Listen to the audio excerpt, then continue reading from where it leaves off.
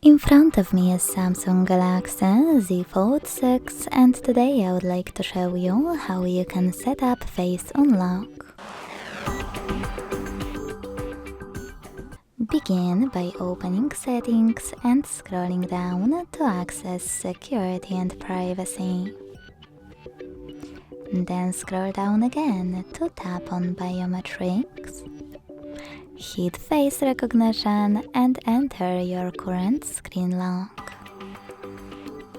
Following that, after hitting Continue, keep your face in frame, follow all of the instructions from your screen and wait for 100% mark.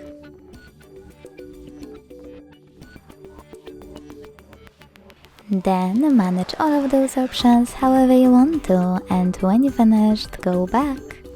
So when I switch off my screen and turn it back on,